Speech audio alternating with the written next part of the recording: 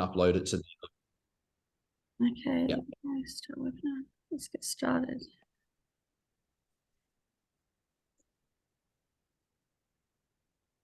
Okay.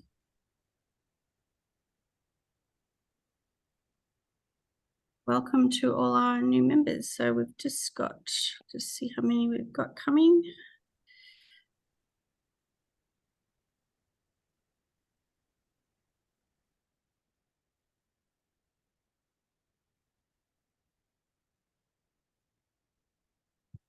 So we're just waiting on a few others and then we'll get started.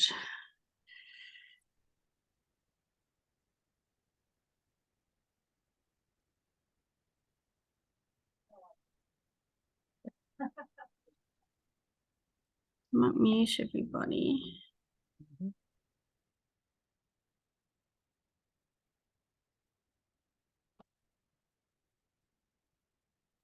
Whoops, but I don't want to unmute Kate. Here we go.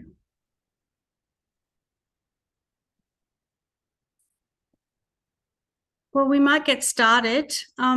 Welcome everybody to our fifth in the series of palliative care and end-of-life care as part of our CHA Guiding Lights our webinar series. It's been quite successful to date. Just a few notes. This is being recorded, and in addition to that, we are holding it on our website for those that basically can't access this going forward. So I might just start if everybody is there. I think we've got about 20 so far, but they're all racing in. I'm just wondering if I should just wait a couple of minutes because the numbers are increasing quite quickly here. We'll give Kate a chance to have a sip of water. Okay, I think we are good to go. So welcome everybody. I'd like to introduce our speaker for this particular series. It's Kate Swettenham, who is the clinical lead for the end-of-life care team within the South Australian Department of Health and Wellbeing. And Kate's been involved in this for many, many years, but she's provided the leadership and program management support for Australian-funded comprehensive palliative care in aged care measure since 2020. And today, Kate's going to talk to us about comprehensive palliative care in a residential setting. And obviously, this is part of what the government has funded, and Kate is very motivated to talk about different models and innovative approaches to end-of-life care.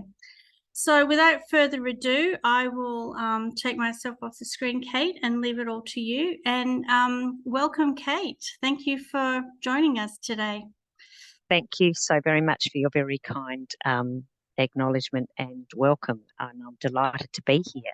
Actually, before I start, I just do want to acknowledge that I'm actually joining you from the lands of the Kaurna people, and I would like to recognise our First Nations people as the custodians of the lands that we all meet on, and acknowledge the elders past, present and emerging. So as you're aware, or you may not be aware, the Comprehensive Palliative Care and Aged Care Measure was funded by the Commonwealth Government on the proviso that state governments actually contributed 50% of the funding. So it wasn't any in-kind funding arrangement. This was actually both governments needed to step forward with actual funding. So for South Australia, we were funded $7.65 million over 5 years. And so our health department matched the funds with the Commonwealth. And that agreement was signed by our health minister then, which was the former Liberal government, on the 27th of March in 2020. Now, this agreement backdated to July 1 of 2019. So there's always a challenge with funding that comes in from Commonwealth. By the time it gets through Commonwealth and then gets through the state, you're usually many, many months down the track before the funding actually is available for use. So we had the opportunity to really think about how we wanted to set up this program of work. And because it was a 5-year funding cycle, it did give us a little more flexibility to get in and do some background work. So we did spend those early couple of months really working on scoping activities before we arrived at the project that we wanted to pilot. So as you can see here, we actually decided to utilise some of our funding by offering some non-government organisation grant rounds, and of which actually Calvary in South Australia put their hand up and they tested needs rounds for us in this round. But we had quite a few aged care providers that put their hands up and were successful in winning a grant to look at challenges within the residential aged care facility setting. Quite a few of them focused on advanced care directives, but we also had some other models of care that people were keen to test, one of which was the needs rounds from Calvary, and the other one was actually having some dedicated discharge pathways out of acute palliative care units straight into residential aged care. In June and July of 2020, we also undertook some work around stakeholder analysis and a literature review, and we really just wanted to test, see what was out there in the literature and see what some of the barriers and enablers were to testing new models. It was really interesting in the literature review to see that the common themes emerge, such as advanced care directives were pretty prevalent, as were medication use in aged care. And in terms of models of care, there was a lot in the literature around avoidable hospital presentations, which I think was pretty onerous and laboured our aged care colleagues in a way that probably wasn't always helpful. In September, we kind of finalised all of that work by bringing the sector together with Education Roundtable, and that allowed us to really take a good look at what the aged care sector thought they needed and match that with the registered training organisations to see, what were some of the structural challenges if we wanted to put in a palliative care designated component for particularly Certificate 3 for care workers. That was a very fruitful discussion, and we had some really strong recommendations that came out of that. So we actually used these programs of work to design our pilot projects, and certainly that's what the focus of this talk is now about. So with all things government related, we needed to put out an open tender to the market to try and get some of our work adopted by the sector. And so we had an open tender process to look at structuring a program we called Hospice in Residential Aged Care. We, in South Australia, we have our largest number of regional aged care beds are actually under state government governance.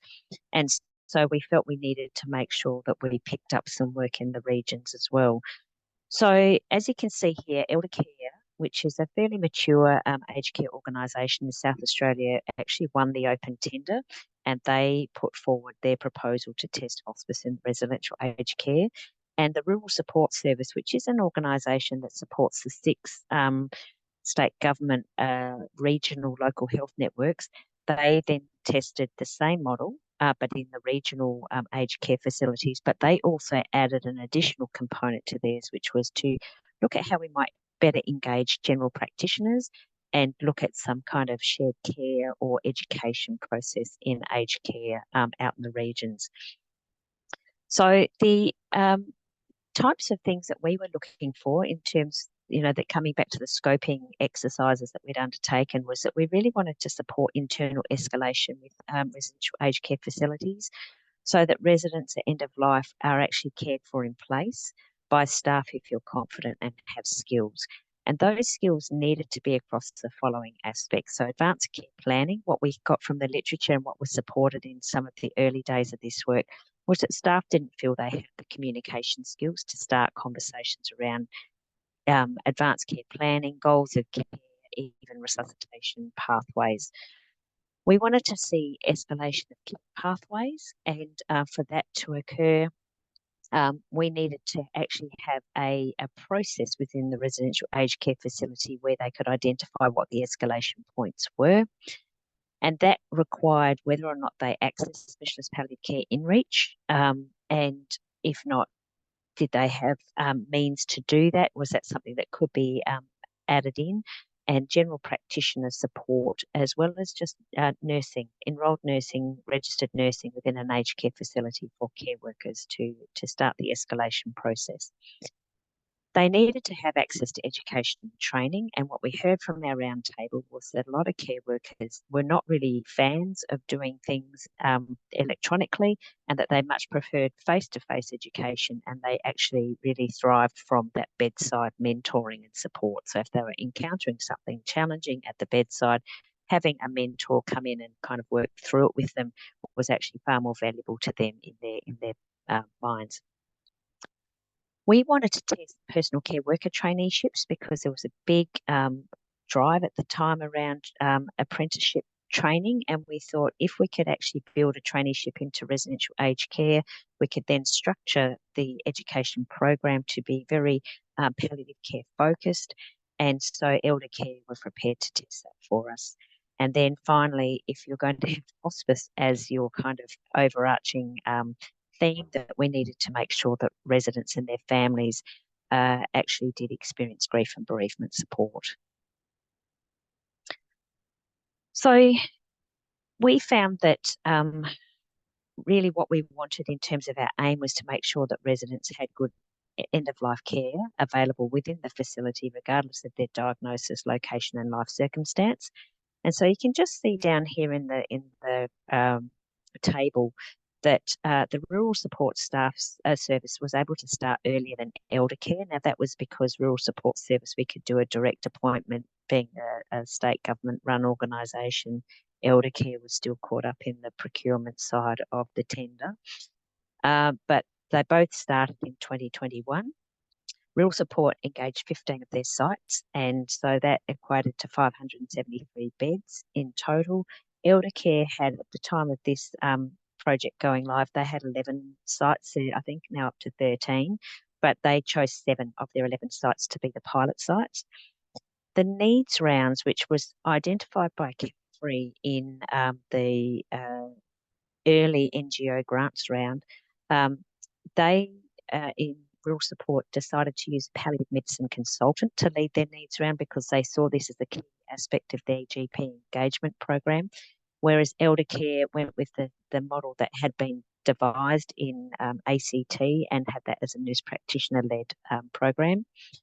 In terms of workforce education and training, we had nurse educators to facilitate training for aged care staff.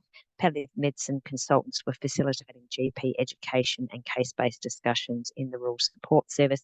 And they're also running the ECHO program, which had huge appeal. In elder care, we had nurse educators facilitating training for the aged care staff, and peer mentors were supporting trainees. We found that having palliative medicine consultant embedded in the team in the rural support service did actually deliver on that GP engagement, and that has been one of the key findings from the program of work so far. And we found that we could satisfy the palliative care in reach by actually having palliative medicine support go into elder care. And as it turned out, because both the rural support service and elder care were working on similar projects, they actually shared staff between them. They had their own recharge arrangements in place. So the palliative medicine consultant from the rural support service actually provided care into the elder care service. Rural support didn't test the traineeship model, whereas elder care did. They had 27 trainees that commenced, 21 that completed. And in terms of grief and bereavement, rural support service actually utilised the resources that the elder care team developed. So there was great sharing of resources. So just to give you some baseline data, the regional hospice and the aged care actually had undertaken LDAC after death audits across their programs of all their organisations. And so we, out of the 15 pilot sites, we actually had 14 of those 15 pilot sites that actually had baseline data before any intervention was applied. So that gave us a great foundation to see what was the impact of the program. What we learned from the data was that the average age being served in aged care facilities was 86 years, that there was a 63% favour of females.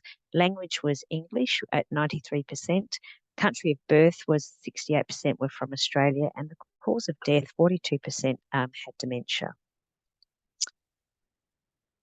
In terms of referral activity at end of life, about 19% of residents were referred to specialist palliative care. About 15% had a hospital transfer in their last week of life. Of those 15%, the transfer was requested by the GP in 40% of cases, and 27% were identified as being avoidable hospitalisations. And symptom management was cited as the main reason for referral at 53%. Just in terms of other interesting data, residents with an advanced care plan or an advanced care directive was sitting at about 85%. Residents with an appointed substitute decision maker, they had 78% there. For families assessed for bereavement risk, only 22% were assessed for bereavement risk. Residents discussed in team case conferences was only 12%, and residents dying in the aged care facility was 82%. So this was the baseline data before we actually undertook any intervention. We couldn't do the same comparison with elder cares, hospice and the aged care, because their after-death audits were locked into their system that we couldn't get access to. So we then just looked at some of the core findings that came out from there. So they identified that they were seeing an average of about 17 residents being discussed per month at the needs rounds, and that was led by the palliative care nurse practitioner. Residents referred to elder care palliative care team outside of the needs rounds.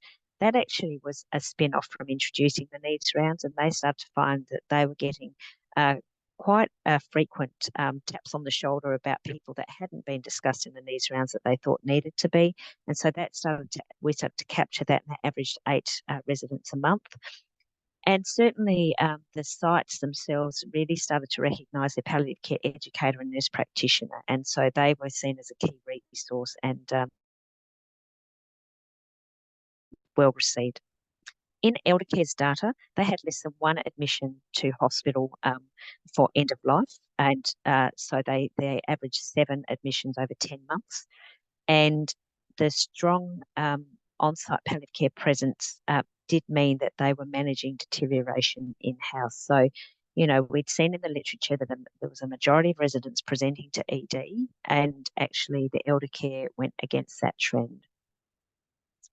In terms of residents dying in their place of choice, there was an average of 17 deaths per month in the elder care sites, and they had 96% of residents dying in their place of choice, and that was up from 92% in 2021. So elder care's rate of death did actually exceed the national average. They had made a commitment to palliative care, and they had certainly had some palliative care activities operating in their sites, but they certainly still saw benefit and gains from the pilot. So we found that the needs rounds actually positively impacted the care and management of these palliative patients in residential aged care, and certainly it's because it is that structured approach to identify and discuss palliative residents. It also brings around an opportunity to enhance palliative care capability and skills. So just looking at the metropolitan pilot, which was elder care, we had 299 residents were identified as palliative through these monthly needs rounds, and that ranged from 12 to 27 resident discussions per month. In the regional pilot, in the 15 sites, there were 246 residents were identified as palliative and discussed in the needs rounds, and that ranged anywhere from 7 to 26 resident discussions per month. What we found of particular interest was that we started to see greater GP attendance in the regional sites, so much so that they would send their GP registrars along because they valued the teaching opportunity that came from the needs rounds with the palliative medicine consultant-led model. There was still GP attendance at elder care through the nurse-led model, but I think we saw greater impact in the rural support. I suppose when looking into this, though, the nurse-led model is seen to be probably more sustainable going forward. GP remuneration and availability to attend is always going to be a challenge, and specialist palliative medicine consultant input would need dedicated funding stream outside of a project, so that would need to be looked at. But certainly what we got from the needs rounds was that there were certainly clearer processes embedded for resident identification. Those action plans were documented, the information was shared, and we actually found on the whole that the needs rounds did meet a lot of needs. One of the other findings that came out, though, was related to the advanced care plan, and it showed that people with an advanced care plan in place were less likely to be transferred to hospital than people with no plan in place, and that's sitting around about 84%. So, yeah, we've got in South Australia, we've got advanced care directives, which are statutory forms, and we found from our pilot that a lot of people, if they are admitted to a residential aged care facility without an advanced care directive having been completed, they're often not able to complete it because they've lost testamentary capacity. And so what this part of the program showed that there is still huge value in sitting down with them and their family and doing an advanced care plan where you can use that to support a decision making of family members. So in elder care sites, they actually increased their uptake from 399 to 621 advanced care plans that were complete during the project implementation. We've also got a 7-step pathway here in South Australia, which is really just to help people with resuscitation questions and up transfer to hospital. And so elder care managed to then have 400 of their residents have a 7-step pathway completed. And we saw that increase in the number of residents dying in place as a result in the last quarter of the project. In the regional pilot, there was a number of residents with a documented advanced care plan or advanced care directive, which actually decreased from 85 to 79 during the project implementation. But that aside, there was definitely an increase in discussions of diagnosis and prognosis with residents and families. And we did actually start to see of significance that there was an increase from 81% to 97% in the number of residents who wished to be cared for in the residential aged care facility should their condition deteriorate. And that really was one of the key outcomes of the program. So we also found that residents who then progressed on to have family meetings or case conferences were less likely to be transferred to hospital. And so this is where, broader than the needs round, which is really probably about getting the care staff to identify the residents that might be coming towards the end of their life, case conference is then about engaging the key caring staff and their families and the resident themselves to understand and document their future care wishes. So in the Metropolitan Pilot, we had 51 case conferences that were held in elder care, and in the regions, there were 40 case conferences. And that was actually a 30% increase since the pilot's commencement. We actually do believe that that strongly correlates with the needs rounds and case-based discussions, and it just meant that people started to consider, actually bringing the broader family in and supporting residents with these case conferences. No program would be complete without actually checking in with the staff that were doing the work and seeing how they had managed with the training and education, which was one of our key deliverables with this program of work. 53% of surveyed elder care staff reported that they had no prior palliative care training through education or professional development. And I think that for us was a key finding and certainly something that really did cement the value of the traineeships that elder care staff tested for us. In terms of our commitment to training, the RSS program out in the regions, they have one FT, a palliative care nurse educator. They also did have some nurse practitioner support and the palliative medicine support, and they conducted a series of educational webinars, case-based discussions, and they did also engaged in this ECHO program that was well received. There was a monthly educational series, and it attracted 97 individual clinicians, including 14 GPs who attended at least once. So we were comfortable with that. For elder care, they recruited 1.4 FTE clinical educators. They did a lot of work in developing their palliative care training booklets and facilitating workshops for their staff, and they supported the mentorships for the trainees. The traineeship program was established to enhance the organisational culture and improve the knowledge of personal care assistants in identifying deterioration and care needs for the residents. And training was provided to 16 of their senior clinical staff, 99 personal care assistants, including the final 16 trainees that remained all the way to bitter end, and 12 GPs at elder care. And you can see in the table at below there was some significant post training increases in terms of understanding the role of palliative care, and feeling confident to recognise signs and symptoms of deterioration. And certainly, probably the one that didn't increase the most was confidence around cultural, spiritual, and religious needs. But again, I think that shows to us that this is why palliative care is based as a multidisciplinary approach, and that not one person can provide all the needs of an individual. But to have people recognise that that might be something that's going on for a resident was a great outcome. So in terms of how, our learnings from the hospice and the RACF pilots, certainly updating families regarding residents' health condition and providing emotional support was highly acknowledged by families. So we didn't get a lot of families contributing to feedback, but the few that did actually found that communication did improve. It was certainly a central component to their understanding and connection that could support them as they navigated deterioration and dying. There was also strong recognition that grief really starts by relinquishing a loved one into care in the first place. For a lot of people, it's not just at the point of death, and especially with someone with dementia, where losing their person over time was recognised as something of significance. What elder care identified too was that they had a significant change in their organisational culture to consider palliative care as a priority area. And certainly they found the traineeships really worked strongly in their favour to embed that palliative care training into their workforce, and it certainly enhanced workforce development and led to quality improvement. But what we felt has really come out of this is that we've actually got elder care and the rural support service have actually developed expertise and leadership that can contribute to the aged care sector and support smaller aged care services that do not have the internal capacity or governance structure to implement similar activities. And we are doing some work with elder care in the last year of the funding cycle to actually have them support non-elder care sites in setting up for the needs rounds.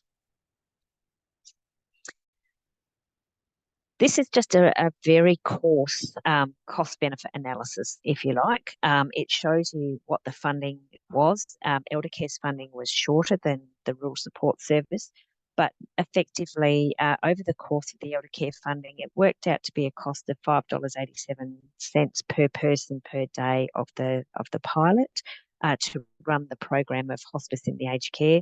Regional was more expensive, but that built into the fact that we have a lot of travel and other downtime overheads that you really can't cost for. What was the greatest benefit, though, was the sharing of resources and overheads, the training materials, corporate services. Elder care and rural support service actually did a lot of sharing amongst themselves, which we didn't influence as a department. But we also acknowledged that as this was to mature and as you had greater resource development, you probably could see the pilot's average costs on both sites come down. So what do we want to see continue in terms of our innovative care delivery? So we've got the rural support service will continue to deliver hospice in the aged care model and their shared care program across their government-funded aged care sites. And we have actually given them the go-ahead to look at non-government support that Let's Get Out there. The expansion of the hospice and the aged care has been developed and implemented by Elder Care to smaller aged care facilities. So they are actually supporting Sir James Brown Trust and St Basil's here in South Australia, who are non-elder care sites, but they're actually doing some work in teaching them around the needs rounds. And in terms of ongoing education support, we actually invested some money in creating 10 short videos teaching care workers how to execute and troubleshoot key activities for palliative care in residential aged care. These videos are currently in the process of about to be uploaded into the Palliative app, and they will be freely available across the country. And they've been produced exclusively with subtitles so that support care staff actually can pull out their phone if it's in their pocket, step out of a resident's room, stand in the corridor, and actually get the lessons from that short video if there's something that they just need a bit of help and assistance with in order to meet a need of a resident. So we're looking forward to seeing that be delivered, and we hope then that the system will, embrace it, and potentially if there's money left over at the end of the program and it's seen as a good initiative, we may continue to explore further education topics that might benefit from the same mode of delivery. The final year of our project, we've done a lot of work, as most states and jurisdictions have post-COVID, is the virtual care service to try and support flow through our hospitals and try and stop ambulance presentations that could potentially be headed off at the pass, and that's what virtual care tends to be doing. So we've had conversations with our virtual care service. They've supported just under 2,000 or just over 2,100 patients from aged care facilities, of which 20% of those people have since died. From those, 51% died within 28 days of a virtual care episode of care. So for us, that indicates there is a significant proportion of calls from the RACFs to virtual care, and that they are coming in for palliative care patients, which opens us an opportunity to better resource and build this service's capacity for the benefit of patients and the health system. So there is an opportunity now to test the effectiveness of specialised palliative care resources and training that supports virtual care to better serve the residential aged care sector. What we would do, though, with that is it's one thing to be able to get access to virtual care assessment by a senior clinician, but you actually need something to back that up if you're going to keep people in the aged care facility. So we're looking at our South Australian Community Care Program, which provides primary palliative care nursing support, often to people at home, but they do some support into aged care. This one would be a dedicated palliative care in-reach, and that would be to try and support dying in place. And we would use the virtual care service as a referral to this program, and we would then provide some bundled packages of care to try and keep residents in place and not see them have to be transferred. We would also expect that we would like to see our aged care sector not just only kind of supported, but to have them present when those providers come in, so that there can be that focus on education and upskilling, and that can support their palliative care development going forward. So that's kind of our program in a nutshell. I'm happy to take questions, and what I will do is I'll stop sharing my screen, and very happy to take any questions anyone has got. Thank you, Kate. That was really informative in terms of what I say was a very innovative model of delivery. One of the questions that we've got from viewers is, what's your data on how many Aboriginal and Torres Strait Islander people were involved in your project? Very few, sadly. It is something that we have looked at in terms of our last year to try and see if we could get some dedicated attention in that space. We do have in the regional local health network, we do actually have a dedicated Aboriginal aged care facility, and we had approached them in the very early days. Now, this is, as you need to remember, this is before the Royal Commission's findings about registered nursing hours, but their model was that they had a registered nurse Monday to Friday, 8 till 4, who would be on callback, and that any of their residents that were palliative that required a syringe driver was an automatic transfer to hospital. And so we couldn't really test the model in that structure. We've gone back and revisited with them, and we are looking at actually how we might be able to support some of our remote older Aboriginal people out in some of the more remote parts of South Australia. So that does actually take us away from residential aged care facilities, which is what this money is targeted for. But we figured in the last, 6, 7 months of the program that we probably have got a little bit of latitude to have a look at, is there something that we could do maybe through the virtual care service that might help support some remote Aboriginal consumers? Okay, all right. I noticed that David Moran he's got his hand up and he would like to ask a question. David, are you able to, are you unmutable? His hand raised. Hang on. While I work that one out, I'll just go to a follow-up question. Was there any mentoring offered beyond the care staff traineeships? So the mentoring, what they did in elder care was that they actually used the nurse practitioners to provide a support, like a mentoring model to the people that put their hand up to be mentors. So they actually, it was a bit of a train the trainer, if you like. And so the mentors were senior care staff themselves. So they were care workers, they weren't RNs or ENs. And they would work alongside their buddy and teach them what they knew. And then when they hit a knowledge gap, then they would escalate either to the immediate clinicians on available to them in the facility, or they would get access to the nurse practitioner. So that was how elder care managed their mentoring process. Right. Okay. David, are you able to you've got your hand up. Would you like to ask a question? I can't hear David. Not quite sure why. Quite sure why I can't hear David. Maybe David could provide the follow-up question, and we could send it to you, Kate, and then put it on our website, I think, later. One of the, I guess, one of the interesting questions that I'm intrigued about is, so you towards the end of your presentation, you talked about community care response, but what were you doing about community care training, I suppose, noting that, in a community care setting, an RN goes out maybe, once a week, etc. So I'm just wondering what kind of training were you able to offer to include that as part of your study? Yeah, so I suppose I just need to be really clear that the government was very, very clear this was residential aged care facility, so we couldn't go into the broad community.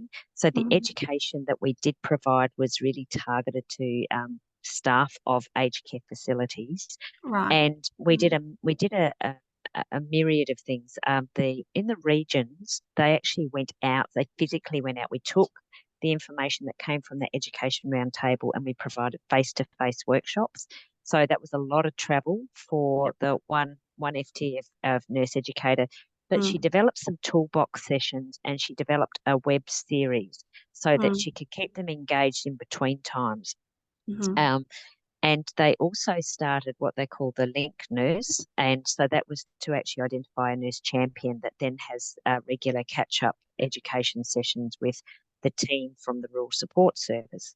And so that was kind of how they managed that. Within elder care themselves, because they've actually decided to keep on some of the program project outcomes, even though they're no longer funded. So they've built it into their core business, like the needs rounds.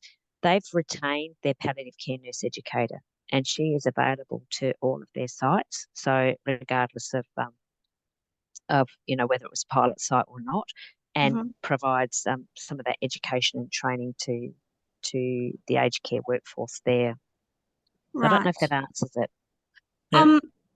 No, I think that's interesting. I mean, I guess one of the other issue, I suppose, in all of this, and I think I've maybe got David ready to ask his question. I was intrigued that basically the success, the more sustainable success is likely to be a nurse-led model. Yeah. And I'm assuming that's because of the costs of the GPs. But it is also intriguing that the more successful part of this study was a GP-led one, in a way. Palliative medicine, yeah.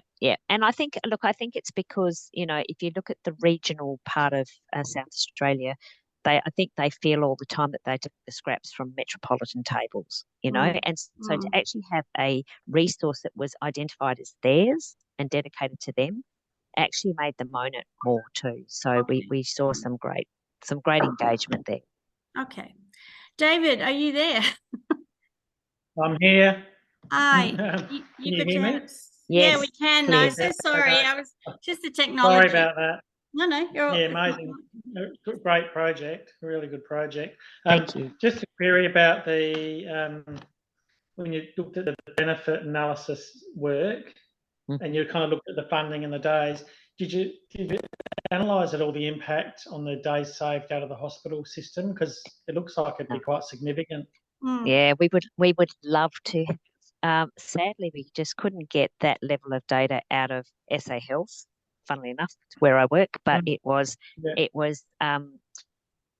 there were too many variables in there that we get a lot of aggregated data, and without a dedicated resource to tease it apart and to really clearly identify it wasn't going to be that easy to do.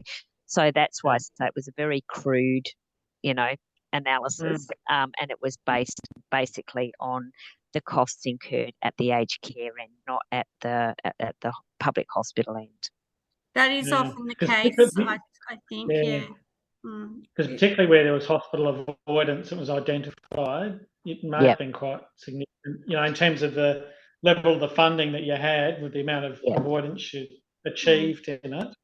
We'd certainly we'd like to think we might get that in this last year of funding if we can get the virtual care service, because they capture all of their data and they absolutely can identify people that are not coming on into hospital. They're being, before they even get onto the ramp, are being assessed. So we're kind of hopeful that might give us a bit of an indication about, the impact to the system. And then having bundled care that sits behind that so that we can go in and provide services into the aged care facility to keep residents in place. That will also give us an idea of actually what the investment is needed in order to achieve that. So I think we'll get a little bit more data that might be more useful, in 12 months' time. Do you intend to make public the report at the end?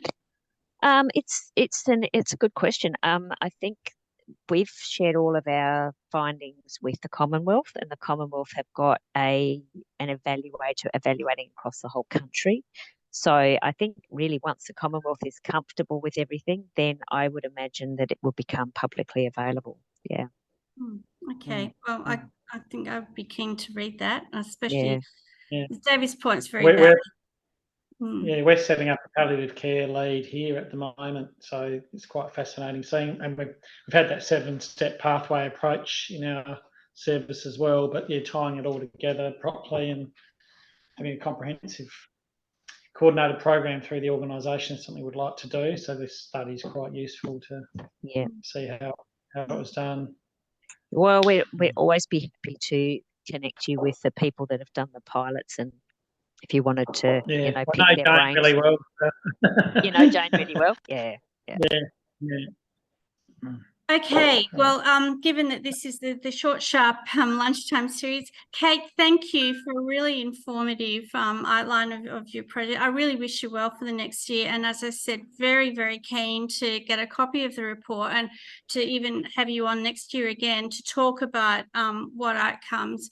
I think as we've gone through these series, one of the big things that is coming to strike me personally is that there are huge savings in that health sector to be made by more investment in the residential and community care actually sector, and getting a cost analysis of that is actually, you know, I guess the next step for us, because that will show government how it's a, you know, very, very valued and very economical in terms of where we go for the future. But look, thank you, Kate. Thank you for your time. Really appreciate it.